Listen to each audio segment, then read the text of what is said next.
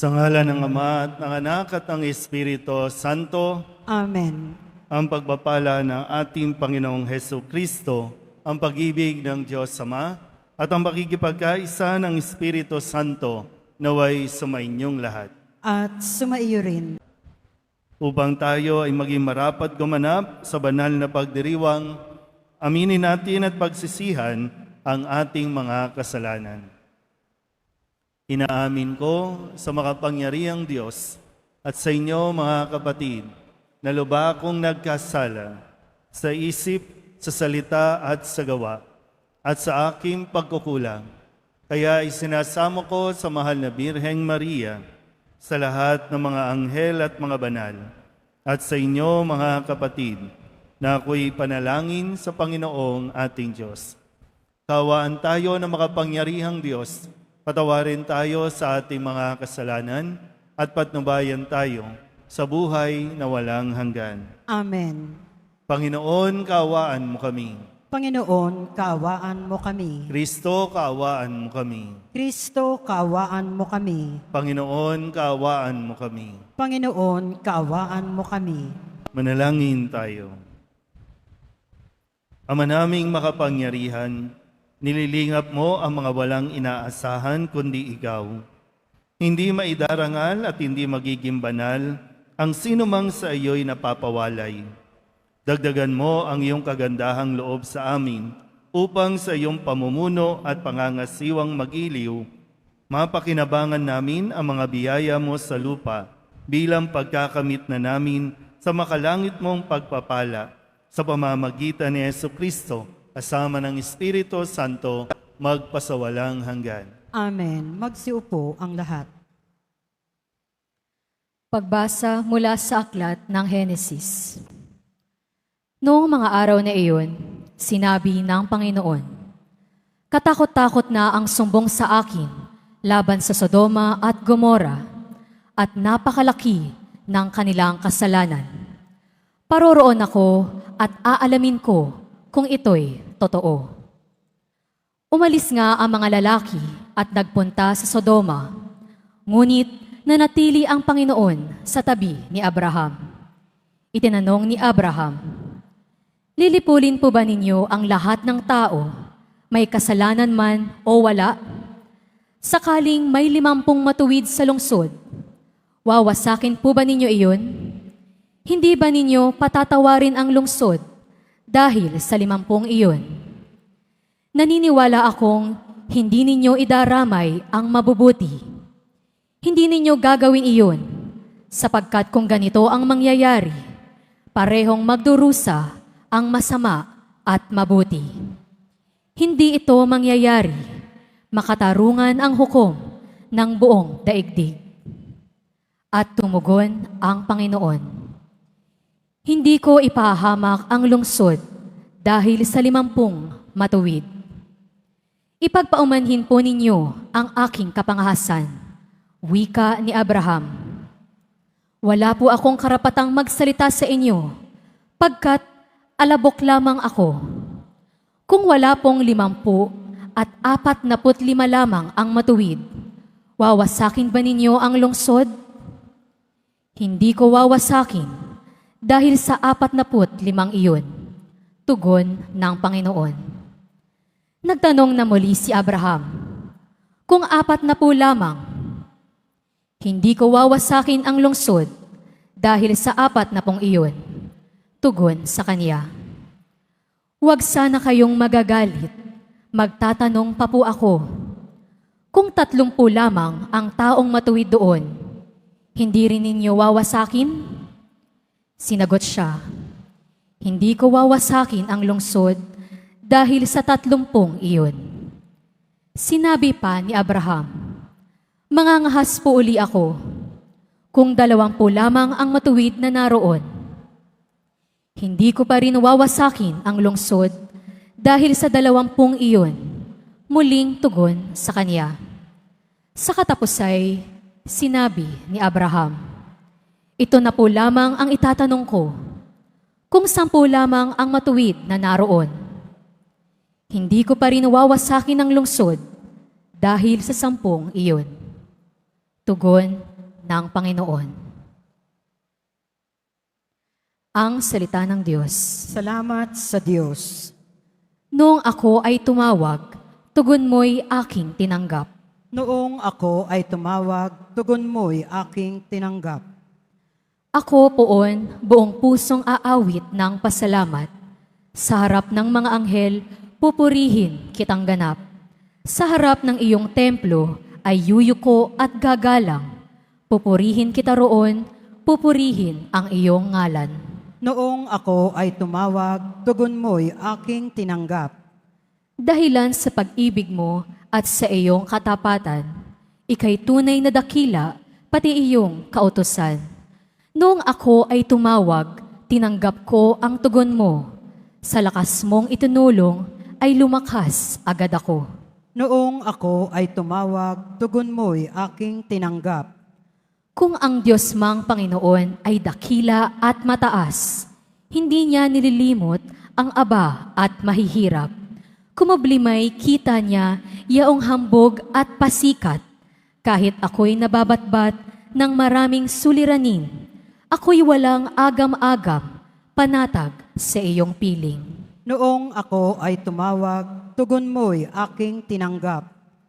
Nahahandang harapin mo, mapupusok kong kaaway. Ligtas ako sa piling mo, sa lakas na iyong taglay. Yaong mga pangako mo ay handa mong tupding lahat. Ang dahilan nito poon, pag-ibig mo'y di kukupas, at ang mga sinimulang gawain mo'y magaganap. Noong ako ay tumawag, tugon mo'y aking tinanggap. Sitayo po ang lahat.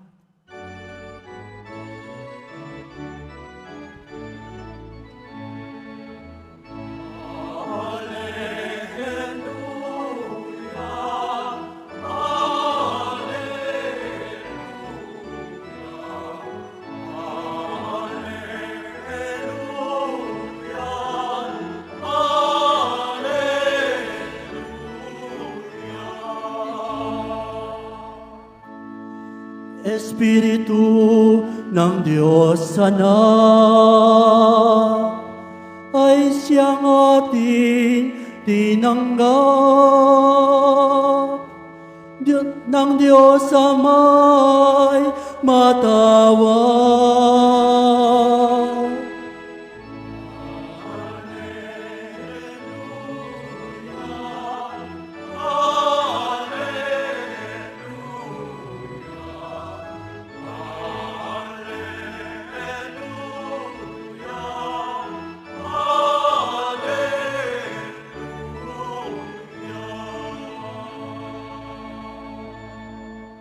Sumainyo ang Panginoon.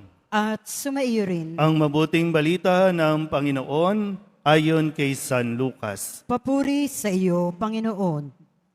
Minsan nananalangin si Jesus. Pagkatapos niya, sinabi ng isa sa kanyang mga alagad, Panginoon, turuan po ninyo kaming manalangin, katulad ng ginawa ni Juan sa kanyang mga alagad. Sinabi ni Jesus, kung kayo'y mananalangin, ganito ang sabihin ninyo, Ama, sambahin nawa ang ngalan mo. Magsimula na sana ang iyong paghahari.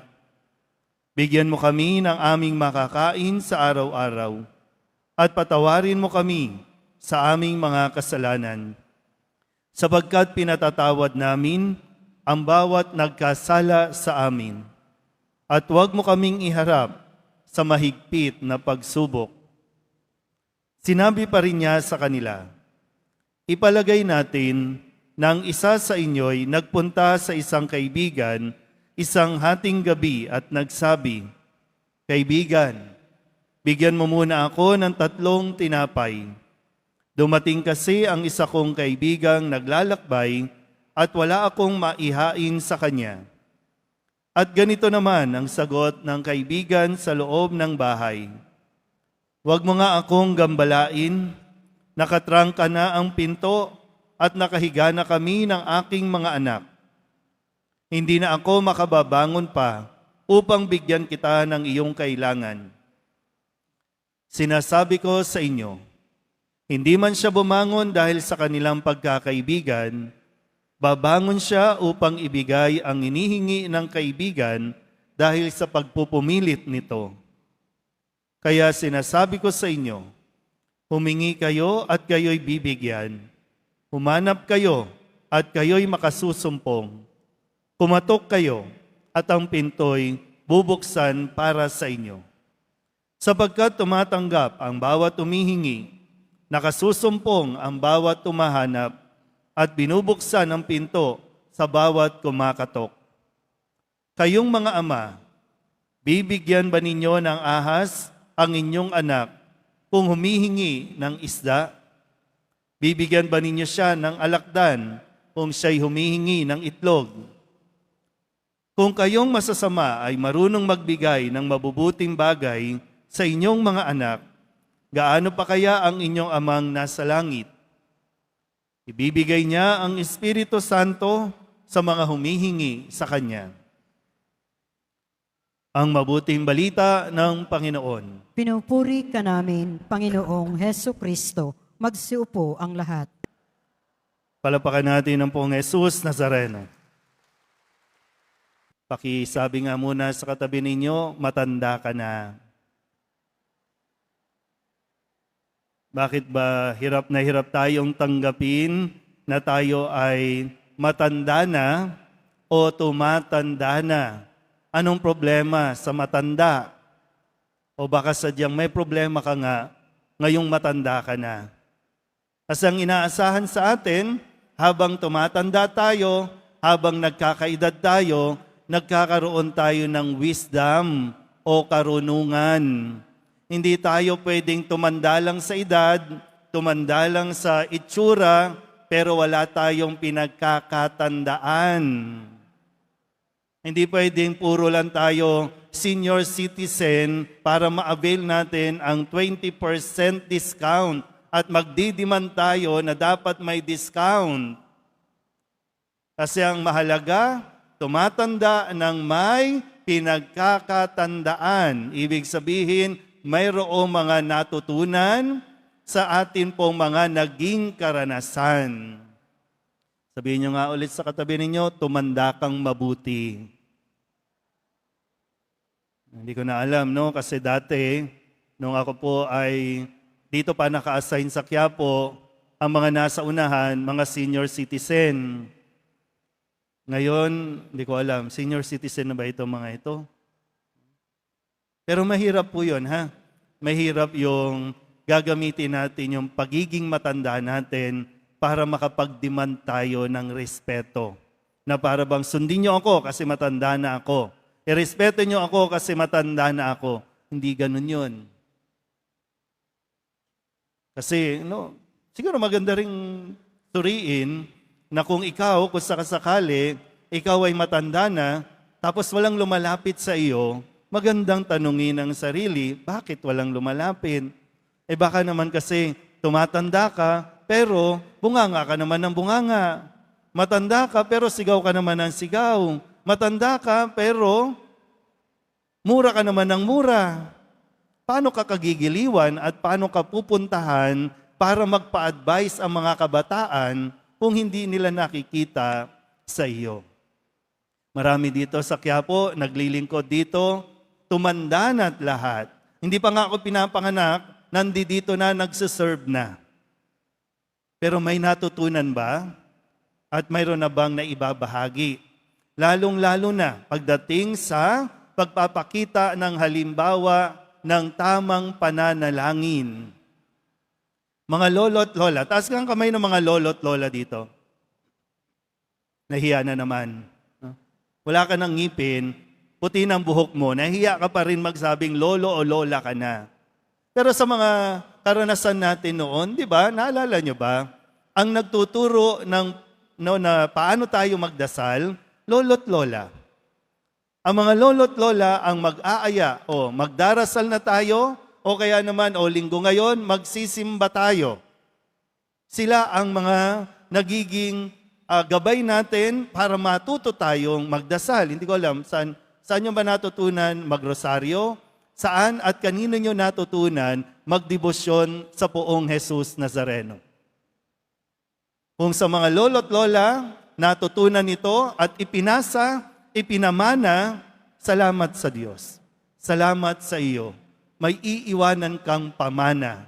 Mga lolo't lola, huwag niyong pag-aksayahan na pag-ipunan ang mga ipapamanang bahay at lupa, pera o kung anumang mga ari-arian dahil baka yan pa ang pagsimulan ng paghihiwa-hiwalay ng inyong mga anak o maging ng inyong mga apo, baka yan pa ang pag-away-awayan. Pero kung tuturuan nyo sila na magdasal sa Poong Jesus Nazareno, mas magiging maayos ang kanilang pakikitungo sa isa't isa. Ang ipamana mo, dasal. Dahil naniniwala at dapat pa rin tayong maniwala na the family that prays together. So ilan pa ba ang pamilya, mga magulang? Ilan pa ba sa inyo ang may lakas ng loob na sama-sama kayong magdasal? Wala na, uwian na. Ang isang nangyayari, hindi sa pagdarasal sabay-sabay, kundi sabay-sabay, kanya-kanyang gadgets.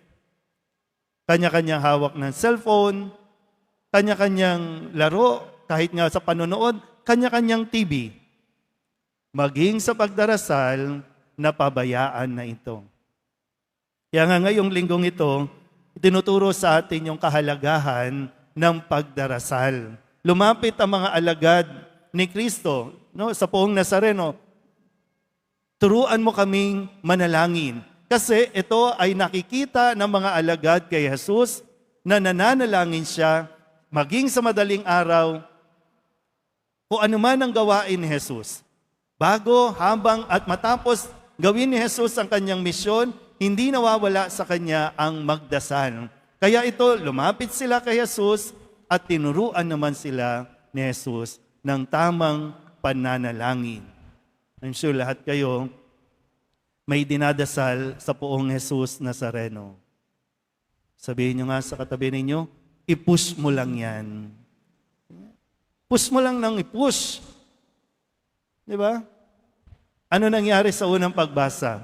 Sa aklat ng Genesis. Itong si Abraham. Kasi ang sabi ng Panginoon kay Abraham, gugunawin ko na ang Sodom at Gomorra dahil sa kanilang mga gawain, pagiging makasalanan, gugunawin ko na ang Sodom at Gomorra. Pero anong sabi ni Abraham? Lord, kung mayroong 50, gugunawin mo pa ba? Hindi na. Kung may 40, hindi na. Kung 30, 20, hindi na. O huli na lang, Lord. Kung may 10, gugunawin mo pa ba? Hindi na. So, push lang ng push para pakinggan ka at para ibigay sa iyo ng Panginoon yung hinihiling mo kung yan ay para sa iyo.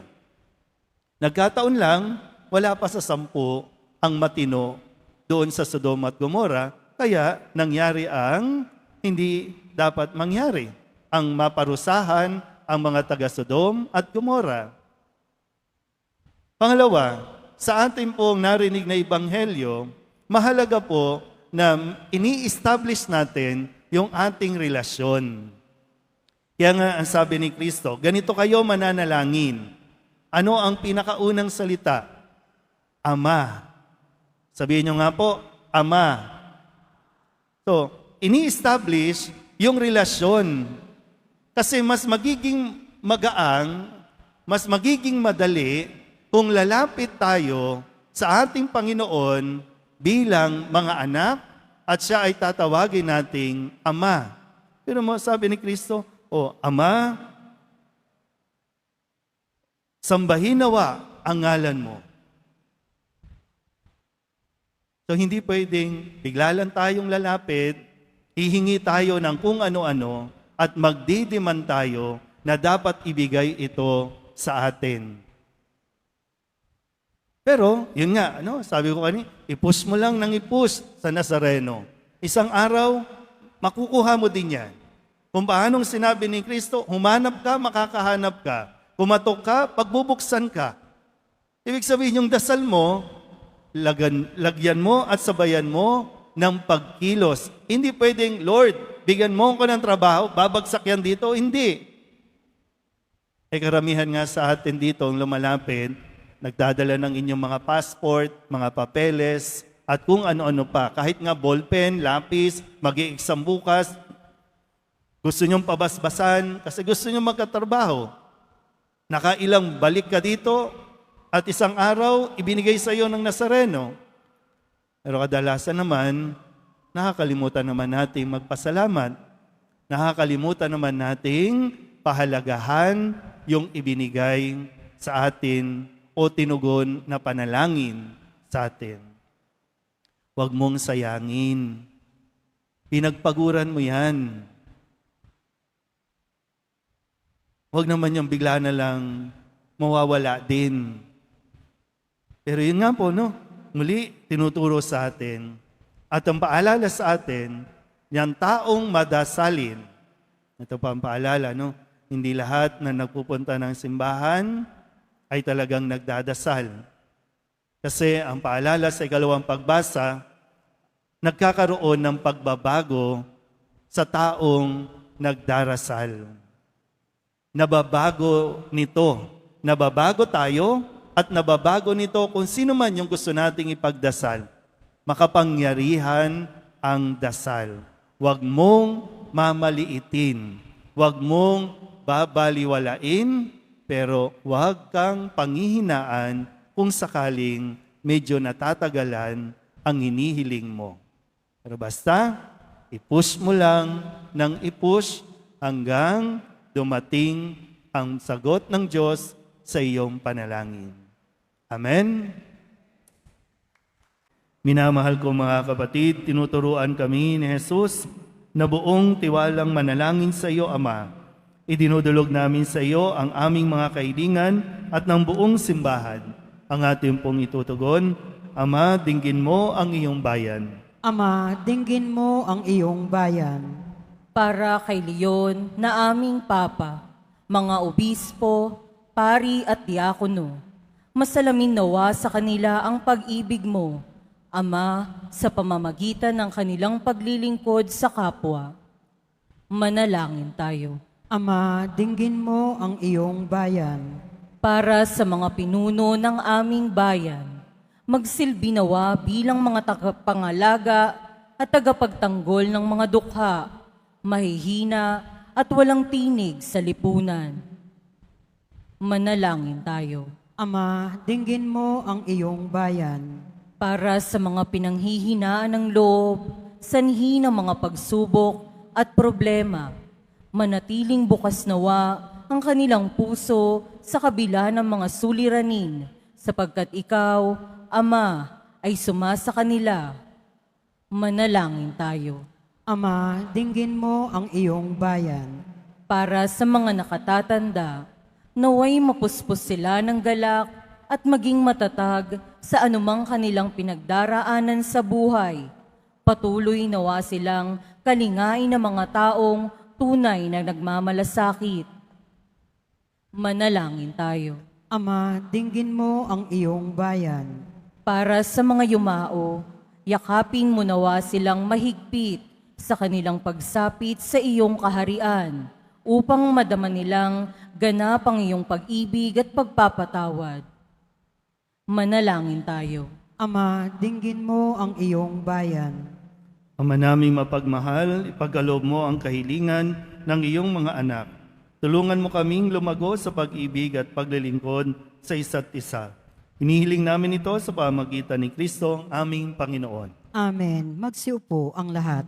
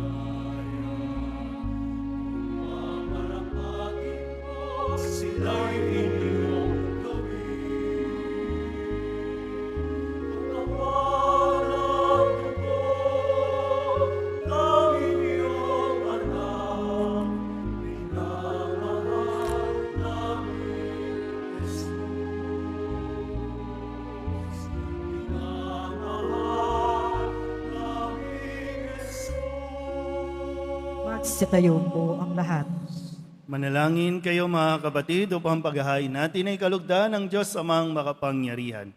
Tanggapin nawa ng Panginoon itong paghahain sa iyong mga kamay, sa kapurihan niya at karangalan sa ating kapakinabangan at sa buong sambayanan niyang banal. Ama naming lumikha, tanggapin mo ang mga alay na sa iyo rin nagmula at ngayoy aming ginaganap sa iyong dambana upang sa aming ginaganap na pagdiriwang ang iyong paglingap ay magtaguyod sa tanan at magpabanal sa aming pamumuhay sa kasalukuyan at mag-akay sa amin sa ligayang walang katapusan sa pamamagitan ni Jesucristo kasama ng Espiritu Santo magpasawalang hanggan. Amen. Sumainyo ang Panginoon. At sumaiyo rin, Itaas sa Diyos ang inyong puso at diwa. itinaas na namin sa Panginoon. Pasalamatan natin ang Panginoong ating Diyos. Marapat na siya ay pasalamatan. Ama naming makapangyarihan, tunay ngang marapat na ikaw ay aming pasalamatan. Sa iyong kagandahang loob, kami iyong ibinukod upang iyong maitampok sa kadakilaan mong lubos. Kahit na ikaw ay aming tinalikdan, dahil sa aming pagkasalawahan, gumawa ka pa rin ng magandang paraang may manguna sa amin para ikaw ay balikan.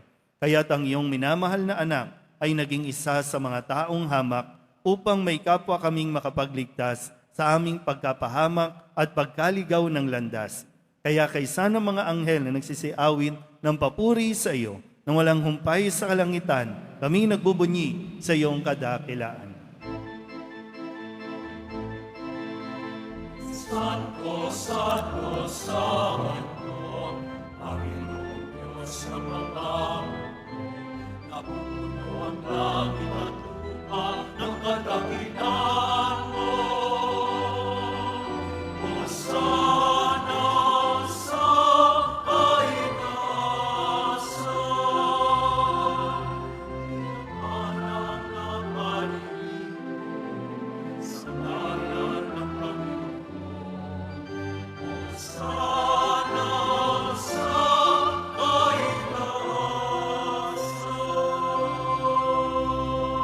Magsiluhod po ang lahat. Ama naming banal, ikaw ang bukal ng tanang kabanalan. Kaya't sa pamamagitan ng iyong Espiritu, gawin mong banal ang mga kaloob na ito upang para sa aming maging katawan at dugo ng aming Panginoong Heso Kristo. Bago niya pinagtiis ang kusang loob na maging handog, inawakan niya ang tinapay, inasalamatan kaniya, pinaghati-hati niya iyon, iniabot sa kanyang mga alagad at sinabi, tanggapin ninyong lahat ito at kanin, ito ang aking katawan na ihahandog para sa inyo.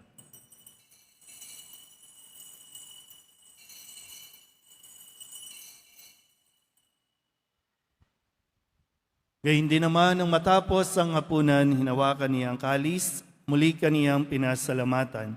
Iniabot niya ang kalis sa kanyang mga alagad at sinabi, tanggapin ninyong lahat ito at inumin. Ito ang kalis ng aking dugo, ng bago at walang hanggang tipan, ang aking dugo na ibubuhos para sa inyo at para sa lahat, sa ikapagpapatawad ng mga kasalanan. Gawin niyo ito sa pag-alaala sa akin.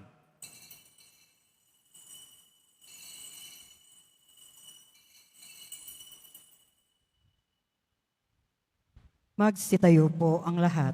Ipagbunyi natin ang misteryo ng pananampalataya. Si Kristo'y namatay, si Kristo'y nabuhay, si Kristo'y babalik sa wakas ng panahon. Ama, ginagawa namin ngayon ang pag-alaala sa pagkamatay at muling pagkabuhay ng iyong anak. Kaya tiniaalay namin sa iyo ang tinapay na nagbibigay buhay at ang kalis na nagkakaloob ng kaligtasan. Kami napapasalamat dahil kami iyong minarapat na tumayo sa harap mo para maglingkod sa iyo. Isinasamo namin kami magsasalo-salo sa katawan at dugo ng Kristo ay mabuklod sa pagkakaisa sa pamamagitan ng Espiritu Santo. Ama, lingapin mo ang iyong simbahang laganap sa buong daigdig. Puspusin mo kami sa pag-ibig kaysa ni Leon na aming Papa at ni Jose na aming Obispo at ng Tanang Kaparian. Alalahanin mo rin ang mga kapatid naming nahimlay na may pag-asang sila'y muling mabubuhay, gayon din ang lahat ng mga pumanaw. Kawaan mo sila at patuloyin sa iyong kaliwanagan. Kawaan mo at pagindapating kaming lahat na makasalo sa iyong buhay na walang wakas.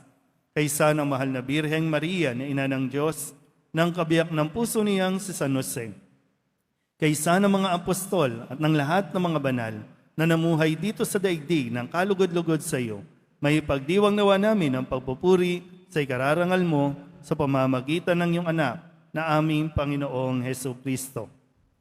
Sa pamamagitan ni Kristo, kasama niya at sa Kanya, ang lahat ng parangal at papuri ay sa iyo, Diyos samang makapangyarihan, kasama ng Espiritu Santo, magpasawalang hanggan.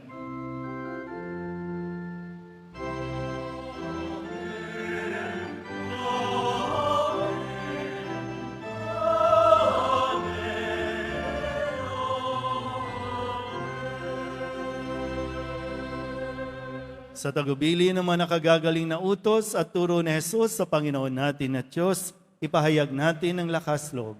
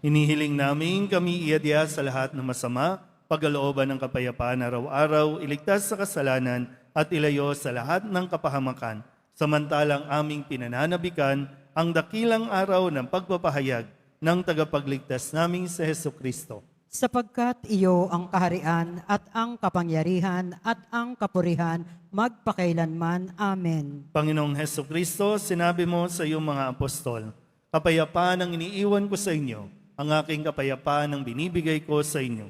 Tunghayan mo ang aming pananampalataya at huwag ang aming mga pagkakasala. Pagkalooban mo kami ng kapayapaan at pagkakaisa ayon sa iyong kalooban, kasama ng Espiritu Santo, magpasawalang hanggan. Amen. Ang kapayapaan ng Panginoon ay laging sumainyo. At sumaiyo rin. Magbigayan tayo ng kapayapaan sa isa't isa.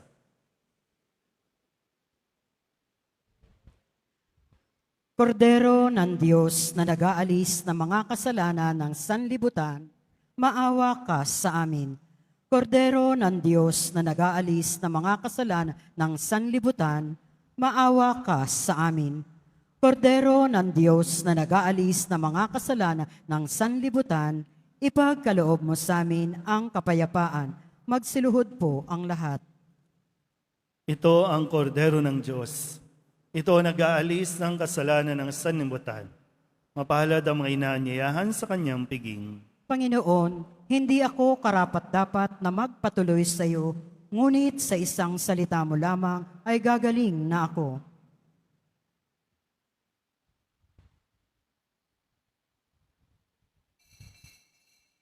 Para sa lahat ng tatanggap ng banal na komunyon, sasagot po tayo ng amen pagkasabi ng pare o lay minister ng katawan ni Kristo at isubo agad sa bibig bago umalis sa harapan ng pare o lay minister.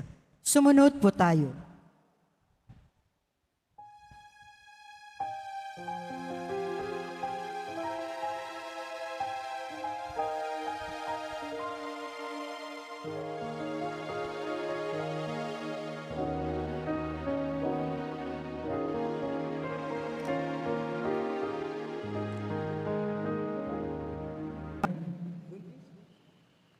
Magsitayo po ang lahat. Manalangin tayo.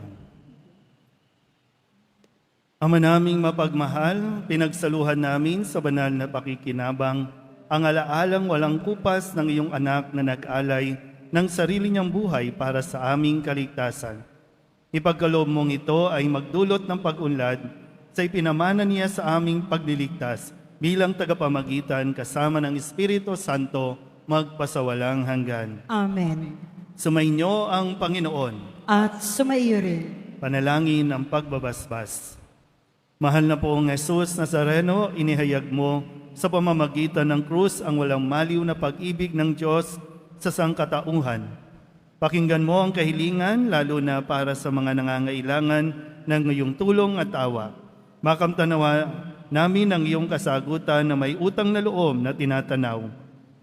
Basbasan din po ninyo ito mga imahin at dasalan upang lalo kaming manalangin at magtiwala. Sa pamamagitan ng bendisyon na ito, naway lalo kaming maging mapaglingkod, masunurin at tapat sa iyo na aming maluwalhating Panginoon magpasawalang hanggan. Amen. At pagpalain kayo ng makapangyarihang Diyos, Ama at Anak at Espiritu Santo. Amen. Mayo kayong taglay ang kapayapaan ng poong Jesus Nazareno. Salamat sa Diyos.